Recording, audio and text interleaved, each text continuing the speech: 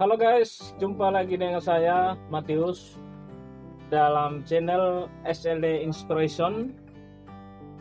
Hari ini kita berada di Hotel Sinar Tambolaka dalam rangka mengikuti kegiatan perlombaan KPA.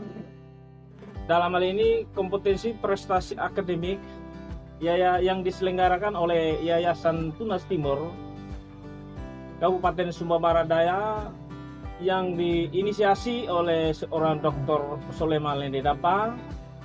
Saat ini bersama kita di tempat ini. Halo Pak Soleman. Halo, Kabar? apa kabar? Ya, senang berjumpa dengan Pak dalam segala kemampuan menjabarkan satuan tingkat pendidikan baik dari SD, SMP, SMA bahkan SMK. Proses yang terjadi di Kabupaten Sumba Barat Daya hari ini merupakan momentum yang sangat luar biasa, di mana Yayasan Tunas Timur mengadakan sebuah perlombaan akademik di Kabupaten Sumba Barat Daya, bertepatnya hari ini tanggal 9 bulan September 2020. Sebuah prestasi yang luar biasa, dan tadi juga dihadiri oleh pimpinan dari dinas, kepala dinas Pendidikan dan Kebudayaan, dalam hari ini Bernardus Bulu SH. Yang saya mau tanya Pak, kira-kira apa maksud atau arti dari KPA itu tersendiri atau kompetisi prestasi akademik? Ya, terima kasih Pak Matius. Jadi Yayasan Tunas Timur melaksanakan satu aksi nyata pada hari ini yang namanya KPA. KPA itu adalah singkatan daripada kompetisi prestasi akademik, atau bahasa hari-hari sering anak-anak dulu sering mengatakan dengan CCA. Ya, tetapi yang sesungguhnya pada hari ini kita lakukan adalah jadi bagaimana kita membuat kompetisi. Ya, ada menang ada kalah, tetapi dalam keadaan semuanya sportif. Itu yang kita jaga. Yang kedua, prestasi. Jadi prestasi ini sebetulnya kita arahkan anak-anak ini. Di musim corona ini banyak anak-anak SD cuma 1 minggu 1 kali saja bersekolah, Ya, 1 hari saja bersekolah 1 minggu. SMP 2 hari 1 minggu, SMA SMK 2 hari 1 minggu. Karena itu sudah pasti menurun prestasi mereka. Mengapa menurun? Karena banyak pelajaran yang mereka tidak terima. Baik itu KTSP maupun itu K13 tidak sepenuhnya mereka terima. Kemudian yang saya amati juga, ada juga banyak guru-guru juga yang senang. Untung sudah supaya jangan terlalu banyak pergi mengajar setiap hari. Ada juga siswa yang senang. Baik sudah. 6 hari cuma, kalau kelas 1 cuma 1 hari saja bersekolah. Kalau kelas 6 cuma 1 hari bersekolah. Jadi 5 hari di mana? Ya di rumah saja bermain, bantu orang tua dan lain sebagainya. Nah, saya yakin betul ini tanpa dianalisa, tanpa dikaji lebih dalam, sudah pasti SPD itu menurun prestasi anak-anak kita. Bahkan guru-guru juga mungkin prestasi mereka juga lupa untuk mengajar karena lebih banyak sibuk, lebih banyak untuk urus yang lain, karena setiap harinya guru pelajarnya masuk hanya guru yang mengajar. Kalau kelas 1 SD hanya kelas 1 SD saja yang masuk, ya. Nah, karena itu maka harus dipikirkan strategi yang baik. Bagaimana untuk melakukan normalisasi pendidikan dan prestasi anak-anak ini. Bagaimana kita jaga mereka secara akademiknya tetap meningkat walaupun tidak maksimal proses belajar mengajar untuk 6 hari. Nah, itulah tujuan kita. Salah satu tujuan kita laksanakan ini KPA ini, atau kompetisi prestasi akademik anak-anak ini. Dan mata pelajaran yang diajarkan adalah semua mata pelajaran untuk SD, semua pelajaran untuk SMP, dan semua mata pelajaran untuk SMA dan SMK. Tinggal mereka tarik undi, mereka lomba pelajaran apa, soal apa yang dia temukan, matematika, bahasa Inggris, kimia, matematika dan lain sebagainya akan harus dijawab. Gitu. Sehingga maknanya itu supaya merangsang semua anak-anak ini bisa belajar, merangsang orang tua, merangsang guru-guru untuk tetap belajar di rumah, belajar mendorong anak-anak mereka ke sekolah, belajar, dan anak-anak sendiri tetap continue untuk melakukan proses belajar mengajar. Ya, baik Pak SLD. Saya pikir apa yang menjadi inisiasi Pak SLD dalam menyikapi situasi pandemi COVID-19 ini, saya pikir kita semua pahami tingkat kejenuhan anak-anak kita jelas sangat berpengaruh. Tingkat penyerapan ilmu pengetahuan itu akan banyak tertinggal. Sehingga dalam rangka mengantisipasi sumber daya manusia yang kita siapkan ke depan, tentu kita harus salut dengan pola pikir Pak SLD yang luar biasa. Selalu berada dalam situasi apapun tetap tegar melaksanakan sebuah misi di lembaga ini. Kemudian yang saya mau tanya satu lagi Pak, kira-kira kegiatan ini bisa berjalan, bagaimana Bapak sebagai pemikir memanage ini semua bisa terselenggara hari ini? Ya, saya pikir bisa berjalan ini tidak terlepas daripada kontribusi dari semua komponen, baik dari teman-teman pengawas Yayasan Tunas Timur, dari Yayasan Tunas Timur itu sendiri, kemudian dari para kepala sekolah, orang tua, siswa, dan semua yang terlibat di situ, ya. Jadi prosesnya tidak bisa balik telapak tangan. Sudah beberapa bulan yang lalu kita rencanakan dan dilaksanakan di tingkat zona, zona Becewa dan zona Kodi. Laura, Kota Tambolaga itu bergabung ke zona Kodi. Jadi kita laksanakan kompetisi di tingkat dua zona ini, zona Kodi dan zona Becewa. Dan hasil dari sana itu yang diperlombakan lagi. Jadi juara masing-masing zona naik di tingkat kabupaten untuk dilombakan pada hari ini. Dan hari ini kita bersyukur karena dihadiri langsung oleh Pak PLT Sekda Berat Bulu sekaligus sebagai Kepala Dinas Pendidikan dan Kebudayaan di Kabupaten Sumber Daya. Dan sekarang mereka sedang berlomba dan anak-anak welcome banget. Senang sekali anak-anak karena kita laksanakan di hotel ini. Mereka juga bisa sambil mengenal satu dengan yang lainnya. Guru-guru pun juga saling kenal mengenal. Kemudian banyak yang selfie. Jadi ajang refreshing. Karena COVID ini kan seorang-orang tertutup gitu kan. Tetapi semua kalau lihat semua yang ada pada hari ini, siswa, guru, orang tua yang hadir, semua menggunakan protokol kesehatan. Mereka bisa berselfie, mereka bisa berkenalan satu dengan lainnya, tapi semua dalam protokol kesehatan. Dan kita juga mendapat izin dari Kapolres dan juga dari Posko bahwa kita laksanakan acara ini legal formalnya mantap begitu. Sehingga tidak kita liar-liar, tapi kita lakukan dengan sesuatu yang sistematis demi menjawab tantangan prestasi anak-anak kita ke depannya. Baik Pak SLD, luar biasa kegiatan hari ini berjalan dengan cukup meriah dengan sambutan tepuk tangan dan lain sebagainya. Lalu ada beberapa tarian itu. Di sini kita lihat bahwa antusias sambil minum iya Pak, antusias masyarakat, anak murid dan semua tenaga guru yang ada di Yayasan Tunas Timur ini begitu luar biasa. Situasi memang saat ini COVID-19 ini kita sudah memperoleh izin juga dari Kapolres.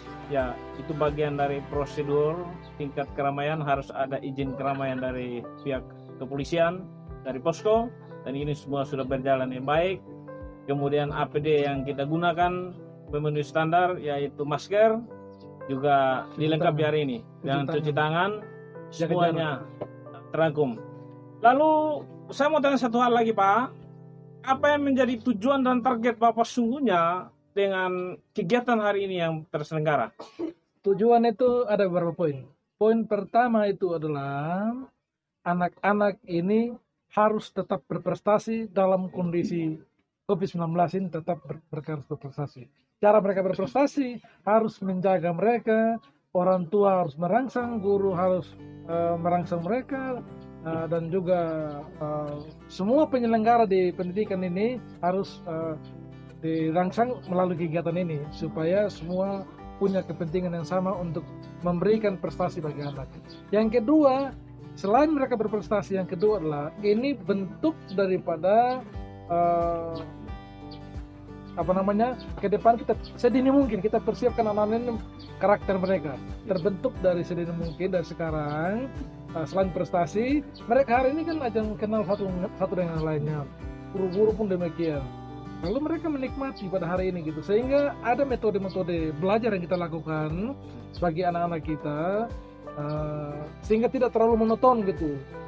Nah, kan banyak keterbatasan Bang Bintang. Ini kan semua mau pakai media online, tidak ada pulsa, tidak ada HP Android dan lain sebagainya. Jadi tujuan kita adalah tetap merangsang anak-anak untuk tetap berprestasi dan punya nilai-nilai karakter yang baik, nilai-nilai sosial yang baik satu dengan lainnya, tetap bagus, tetap terekam dengan baik hingga dari sekarang hingga ke depannya gitu ya. Dan yang keempat adalah kita ingin juga memberi kontribusi yang besar melalui kegiatan ini kepada pemerintah daerah, ya, kepada orang tua, kepada siswa, kepada sekolah. Jadi yayasan hadir bukan hanya sekedar untuk mendirikan sekolah, tapi yayasan hadir untuk mulai peningkatan mutu, termasuk yang pada hari ini kita lakukan ini. Ya, saya pikir itu. Luar biasa ini pemirsa dimanapun berada. Jangan lupa komen, like, dan subscribe. Di depan kita seorang figur yang sungguh memahami situasi dan kondisi real wilayah kita Kabupaten Sumba Barat Daya yang cukup tertinggal dari sektor pendidikan, dan beliau selama beberapa tahun silam ini telah merintis yayasan ini dan betul berjalan dengan baik. Nah, saya melihat ini Pak SD bahwa memang penyampaian Bapak tentang mempersiapkan anak didik kita ke depan menjadi calon-calon pemimpin ke depan berkarakter dan bermoral tentunya sedini mungkin. Bukan saja menjadi tanggung jawab orang tua, pendidik karakter juga di sekolah, sehingga memudahkan akses dan kegiatan itu berjalan dengan baik dan normal.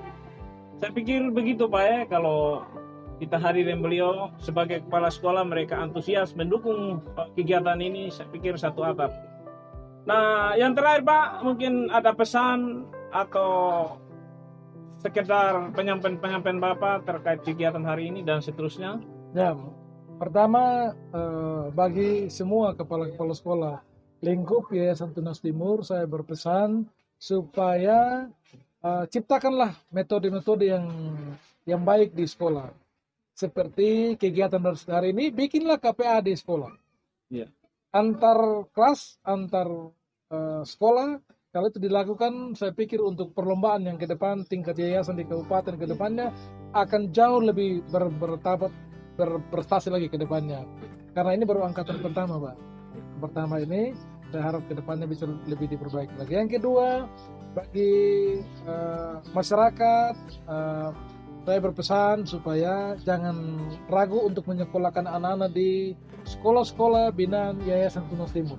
Karena sekolah-sekolah di Yayasan Tunas Timur sama dengan sekolah-sekolah yang ada di sekolah negeri dan sekolah-sekolah swasta yang lainnya.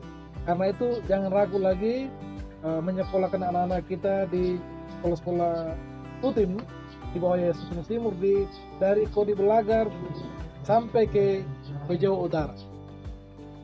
Dan yang ketiga, saya berpesan kepada pemerintah juga supaya kedepannya pemerintah menaruh perhatian, menaruh keseriusan yang sama bagi semua sekolah-sekolah swasta, sekolah-sekolah negeri yang ada di Kabupaten Sumba Barat Daya.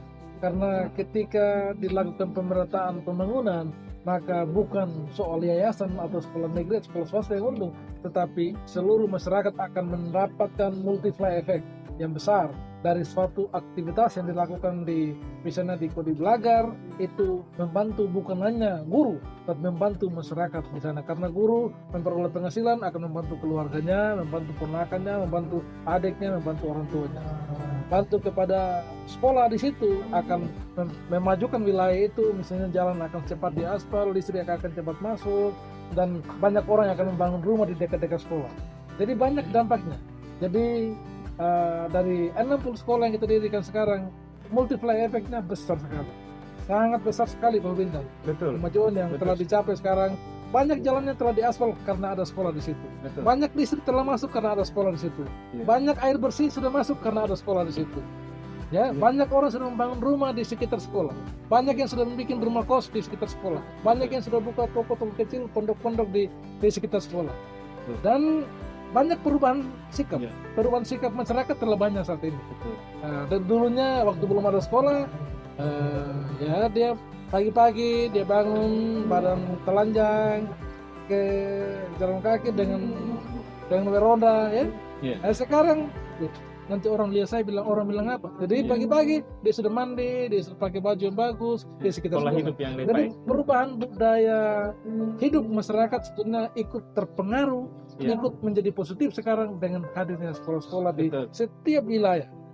Nah, jadi saya pikir ini yang perlu dipikirkan. Jadi jangan dilihat bahwa ini sekolahnya tutup ini tidak perlu dibantu, nggak perlu begitu. Iya. Tetapi harus lihat kontribusinya apa tutim ini kepada perubahan perilaku, perubahan Iya. pola pikir masyarakat yang ada di sekitar sekolah itu. Dan pada akhirnya yang terakhir adalah dengan banyaknya sekolah yang tutup kerjakan, sekarang kita sementara tata peningkatan mutu sedikit demi sedikit. Siswa tahun ini sudah semakin meningkat, dan dulu cuman berapa puluh orang, sekarang sudah bermain dengan ratusan bahkan 200-an. Iya. Ini akan menjadi sesuatu dampak yang besar dari peningkatan mutu sendiri.